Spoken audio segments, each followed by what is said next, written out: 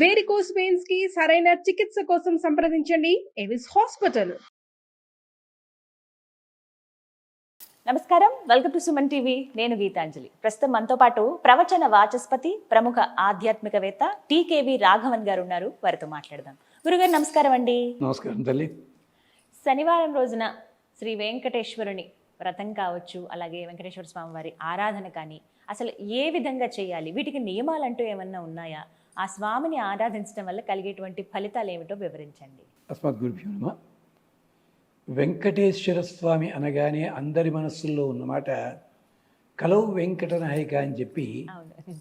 కానీ ఆయన వచ్చింది కలియుగంలో కాదమ్మా, కృతయుగం నాడే ఉన్నాడు ఆయన.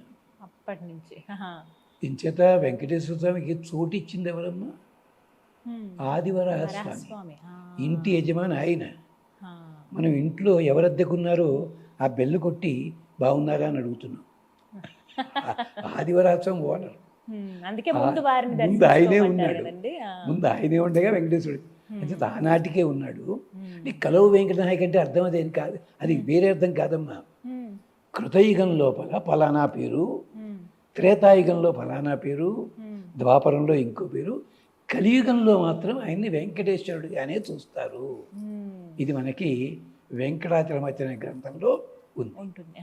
అలాగే వెంకటేశ్వర స్వామికి సంబంధించిన వ్రతం అన్నది కూడా ఇటీవలి కాలంలో ఒక 40 ఏళ్లుగా అలవాటయ్యింది. ఎందుకంటే మన సత్యనారాయణ సమర్థం ఇలాంటివన్నీ వచ్చిన తర్వాత ఇలాంటివి మనం ఏదో చేయాలని చెప్పి అలా ఏర్పాటు చేశారు. ఈ వ్రతం అన్నది సూచన ఉంది పురాణాల్లో, 8 పురాణాల్లో ఉంది. కానీ అది చేసుకోండి, మంచి మార్కెట్లో దొరుకుతాయి పుస్తకాలు, చేసుకోవచ్చు, దోషం ఏమీ లేదు.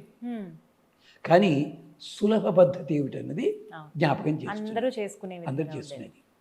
మొదటగా ఆ రోజుని అంటే రోజు చేసుకునే పద్ధతి, ఒకరోజు చేసుకునే పద్ధతి చూసుకోండి. ఒకే రోజు చేసే మాట అయితే శిరస్నానం చెయ్యాలి. ఒక్క శనివారం చేస్తే చాలా అండి, అలా ఉంటుందా? చేసుకోవచ్చు అలా. అందుకని మన పెళ్ళిళ్ళలో సత్యనారాయణ చేసుకుంటారు. అది అలవాటు లేని వాళ్ళు ఏం చేస్తారు, వెంకటేశ్వర కళ్యాణం అంటారు, లేదా సీతారామ కళ్యాణం ఉండి తప్పేం లేదమ్మా.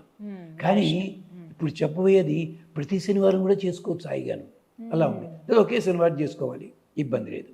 దానికి ఏమిటంటే ఆ రోజు శుచిగా స్నానం చేసి, కనీసం ఒక్కరోజైనా స్నానం చేసి పూజ అయ్యేదాకైనా కాఫీ తాగకుండా ఉంటే మంచిదమ్మా. కానీ మరి కాఫీ తాగేస్తాం కదా, బెడ్ కాఫీ అలవాటు. సరే, ఆ రోజుని భోజనం మాత్రం పూజ అయిన తర్వాత చేయండి, ఈ పని చేసుకోండి. ఆ రోజునేమిటి చక్కగా మళ్ళీ కుంభము పెట్టడం ఇవన్నీ హడావిడేం లేదమ్మా, అవసరం లేదు. అది ఎప్పుడైతే మీరు కలశం పెట్టారో ఈ కలశాన్ని దానం చెయ్యాలి మీరు. ఇవన్నీ ఉంటాయి, కానీ అన్నిటికీ కలశ స్థాపన ఏం లేదమ్మా, కంగారు లేదు, చేసుకోవచ్చు. సులభ పద్ధతి చెప్తున్నాను. ఆ రోజుని చక్కగా చేసుకుని స్వామివారి కళ్యాణ సన్నివేశం కానీ విగ్రహం కానీ పెట్టుకుని, విగ్రహం అయితే 6 అంగుళముల సైజు దాటి మాత్రం విగ్రహాన్ని పెట్టవద్దు. ఇంచేత 6 అంగుళ సైజు దాటినట్టయితే ప్రాణప్రతిష్ఠ చేయాలి, కలశ స్థాపన చేయాలి, అంగన్యాస కరన్యాసాలు ఇవన్నీ ఉంటాయి. అయిన తర్వాత ఆ విగ్రహాన్ని ఇంట్లో అట్టే పెట్టకూడదమ్మా, ప్రవాహంలో వదిలిపెట్టాలి. ఇన్ని ఉంటాయి. అందుకనే మరి పెద్దలు ఏం చెప్తారు, నిత్యారాధన కోసం సరిగ్గా 3 అంగుళములు మించి, అదే బొటన వేలు, దాన్ని మించి అయితే 6 అంగుళముల లోపల హాయిగా పెట్టుకోండి, చేసుకోండి. ఆ రోజుని వెంకటేశ్వర సుప్రభాతము, ప్రపత్తి, మంగళాశాసనము, స్తోత్రం అని చోట దొరుకుతా చక్కగా శ్రద్ధగా చదవండి. ఆ తర్వాత లక్ష్మీ అష్టోత్తరము, కృష్ణ అష్టోత్తరము, నామావళి, వెంకటేశ్వర అష్టోత్తర శతనామావళి, ఆ 3, 4 చేసుకోండి. ఒక్కటే గుర్తుపెట్టుకోవాలి, ఎవరిని పూజించినా అమ్మవారిని అయ్యవారిని కలిపే పూజించాలి తప్ప ఒక్కొక్కళ్ళని విడిగా చెయ్యకూడదు. చేస్తుంటారు చాలామంది. శ్రావణ మాసంలో లక్ష్మీ పూజ, ఆయన ఏం చేశాడు మధ్యలో, ఆ మహానుభావుడు కృష్ణాష్టోత్రం చదవండి, లలితాశాస్త్రం చదువుతారు, పక్కని శివాష్టోత్రం చదవమని ఉంది శాస్త్రంలో, పట్టించుకోవట్లేదు ఎవరు. లేదా హయగ్రీవ స్తోత్రం చదవాలి, లేదా శివ పంచాక్షరి చదవాలి, ఇద్దరిని కూడాను. స్కాంద పురాణంలో మొత్తుకున్నాడు స్వామి, బాబు మా ఇద్దరిని విడగొట్టకండి రా నాయన, కలిపి పూజ చేయండి రా. విడగొట్టిన వాడు ఎవడో తెలుసా అమ్మా? బాణాసురుడు. వీళ్ళంతా అదే పని చేశారు. వచ్చి నా ఇంటి దగ్గర కాపలాకాయ అన్నాడు స్వామిని కొట్టుకుని. అమ్మగారి సంగతి ఏమిటి? వాడి ఒళ్ళు పట్టిన దెబ్బలు తిన్నాడు, 1000 చేతులు పోయేవాడికి. గజాసుడు ఏం చేశాడు? నువ్వు వచ్చి నా గుండెలో కూర్చోన్నాడు. అమ్మగారి సంగతి ఏం చేశాడు? అమ్మగారితో సహకరించి కూర్చోంటే అయిపోయింది కదా. లేదు. రావణాసుడు ఏం చేశాడు? సీతనే ఎత్తుకెళ్ళాడు. శూర్పణకి ఏం చేసింది? సీతమ్మ అక్కల రాముడే కావాలంది. ఇలాంటి కథలు బోల్డెన్ ఉన్నాయి. అని చెప్పి ఇద్దరినీ కలిపి పూజిద్దాము అలా మేఘలమంగా. అందుకనే ఆయన పాపం కంగారు పడి ఇలాగే ఉంటుందని చెప్పి పరమేశ్వర్ల వారేమో సగంలో అట్టి పెట్టుకున్నాడు, ఈయనేమో గుండెల మీద పెట్టుకున్నాడు, సరస్వతేమో నాలుగు మీద పెట్టుకున్నాడు. ఇలాంటి ప్రమాదాలు వస్తాయి. అంచేత వెంకటేశ్వర సుప్రభాతము, వెంకటేశ్వర స్తోత్రము, ప్రపత్తి, మంగళాశాస్త్రము, అష్టోత్తరములు చేసి చక్కగా ఆ రోజుని ఒకటే రోజు చేసే మాట అయితే పరవాన్నము, తర్వాత చిమ్మిలి నువ్వులు కానీ అది కానీ అవన్నీ చేసుకోలేమండి. పానకము, వడపప్పు, ఇది నిత్యార్చనలో హాయిగా స్వామి చాలా ఆనందపడిపోతాడు. అలాంటి వాటికి కొబ్బరికాయ కొట్టండి, పర్వాలేదు. దీని మీదే మళ్ళీ చాలా కథ చెప్పాలి. పెద్ద పెద్ద దేవాలయాల్లో మూల విరాట్కి కొబ్బరికాయ కొట్టరు, మీరు గమనించండి. కొబ్బరి బొండమే చేసి అభిషేకం చేసి బొండల్లో గుజ్జు కూడా అమ్మరు ప్యాకెట్లు కట్టి ఆ బొండాలు ప్రవహించే నీటిలో పారేస్తారు. ఎందుకో ధర్మ సందేహం తర్వాత అని చెప్తాను. కొబ్బరికాయలు కొట్టిన తర్వాత మన బయటికి వచ్చింది ఆ కొట్టి ఇలా చూపిస్తుంటాం. కానీ మూల విరాట్కి మాత్రము కొబ్బరికాయతో కొట్టడం ఎక్కడ లేదు. ప్రత్యేకించి సూర్య భగవానుడి ఆరాధనలో కొబ్బరికాయ కొట్టరు, అది నేను ఉంది అక్కడ. ఇలాంటివన్నీ ఆలయ మర్యాదలు ఇవన్నీ కూడా ఇది చేసుకోండి. చేసుకుని శ్రీ వెంకటాచలాధీశం శ్లోకం దొరుకుతుంది. శ్రియాధ్యాసిత వక్షసం శ్రితచేతన మందారం శ్రీనివాసం అహం భజే. ఆ ఒక్క శ్లోకం 27 సార్లు, లేదు 108. దయచేసి 108 దాటి చదివారనుకోండి కొంచెం ఫలితం వస్తుంది, కానీ అధికం ఫలమని నలుగురికి భోజనం పెట్టుకోవాలమ్మా, అది సంగతి. లక్ష్మీ అష్టోత్తరం కూడా 3 సార్ల కంటే ఎక్కువ చదివినట్టయితే ప్రత్యేకించి పదార్థాలు నివేదన చేయాల్సి ఉంటుంది, అది నియమం ఉంది. శ్రీ ప్రసిద్ధంతంలో ఉంది. అది 3 సార్లే చదివారనుకోండి ఒక బెల్లమ్మకు చూపించడం అమ్మ సంతోషపడిపోతుంది, అంతే. అలాగే ఇదేమిటి? శ్రీ వెంకటాచలాధీశం శ్రియాధ్యాసిత వక్షసం శ్రిత చేతన మందారం శ్రీనివాసం అహం భజే. 27 సార్లు కానీ 108 సార్లు కానీ. చాలామందికి తెలియ ఇంకో శ్లోకం ఉంది. 7 కొండలు కాదుటమ్మా, అది అవి మట్టి కొండలు కాదుట, బెల్లపు గడ్డలటవి. ఏమిటా బెల్లపు గడ్డలు? వెంకటేశ్వర స్వామి వారి హృదయంలో దయ అనేది ఉందే, అది పానకంలాగా చెరుకు రసంలా కింద పడి భూమి మీద అగ్ని ఉంటుంది కదా, వేడెక్కిపోయి గట్ట కట్టేసి 7 ముక్కలు అయిందిట. ఎవరు చెప్పారు ఇది?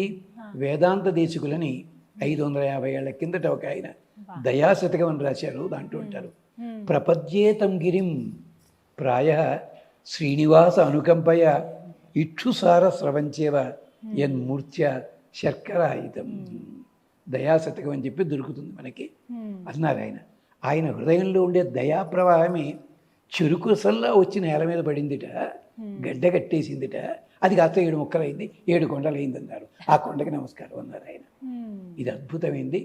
ఇది పిల్లల చేత చదివించండమ్మా, అద్భుతమైన చదువు వస్తుంది వాళ్ళకి, బ్యాలెన్స్ ఆఫ్ మైండ్ వస్తుంది. పెద్దవాళ్ళు చదువుకోవచ్చు, అతి కష్టమైన పనులు కూడా సాధించవచ్చు.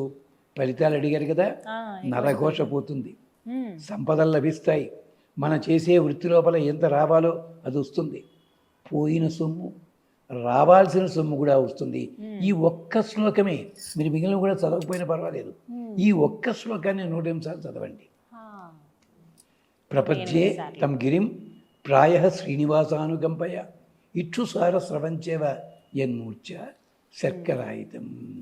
ఆయన అది విశేషం. మహానుభావుడు అంతటి దగ్గరవాడు.